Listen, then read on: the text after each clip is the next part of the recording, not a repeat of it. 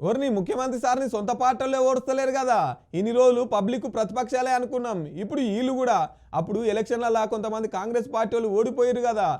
వాళ్ళు ఓడిపోవడానికి కారణం ఈ ముఖ్యమంత్రి పని విధానం. కుల్లా ఇప్పి చెప్తుండు వాళ్ళ పార్టీ లీడర్ ఇనూరు రూపారి.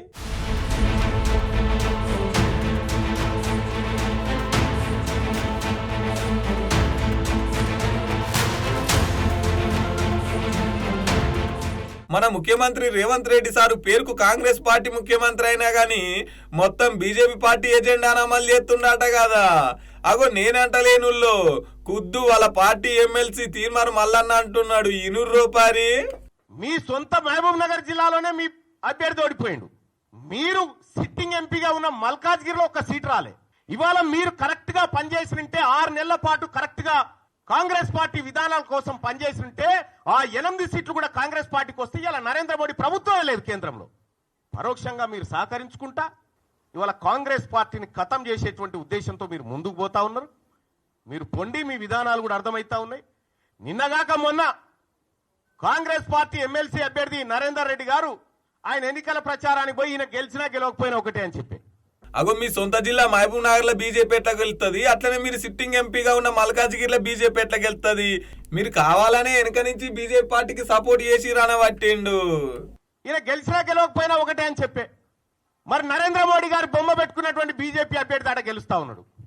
ఇంకో టీచర్ ఎమ్మెల్సీ ఎన్నికల్లో భారతీయ జనతా పార్టీ ఒక బీసీ బిడ్డకు టికెట్ ఇచ్చి ఫస్ట్ ప్రియారిటీలో టీచర్ ఎమ్మెల్సీ గెలిచి ఆ ఇంపాక్ట్ తోటి పట్టభద్రుల ఎమ్మెల్సీ ఎన్నికలు కూడా గెలుస్తా ఉంది. మీరు జిల్లాలు మొత్తం ఈ మెదకు, ఆదిలాబాద్, నిజామాబాద్, కరీంనగర్ పిట్ట తిరిగి నడుదిరిగి ఎమ్మెల్సీ ఎన్నికలు. ఏంది ఫలితం?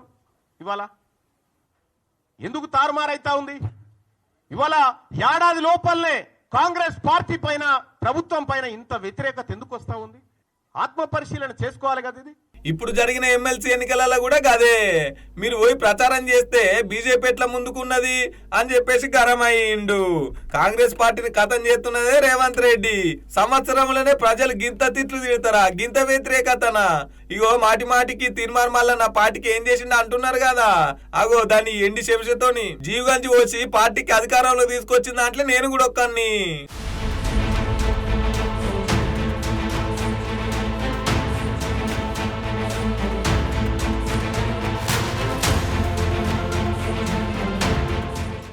గసంటి నన్నే పార్టీలకు వెళ్ళి తీసేస్తారా అని గరమయ్యిండు.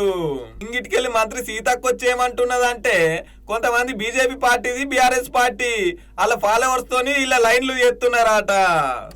మాటికి తీర్మానం వల్ల ఇక్కడ రాష్ట్రంలో ఉన్న కాంగ్రెస్ వాళ్ళని కాదని ఢిల్లీలో ఉన్న రాహుల్ గాంధీ గారిని ఊకే కలవరిస్తున్నాడు కదా. రాహుల్ గాంధీ సార్ అని.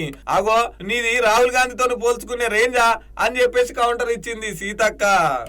బీఆర్ఎస్ గొంతుకలై మాట్లాడేటోళ్లకు మేము చేసింది ఏది కూడా నచ్చుతలేదు.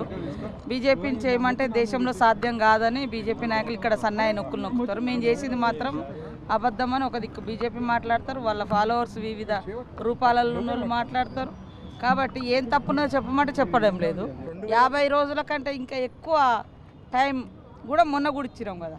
ఆయన బాగా ఆలోచించుకొని మాట్లాడాలి, ఎక్కువ ఆలోచించుకొని మాట్లాడితే బాగుంటుంది చాలా.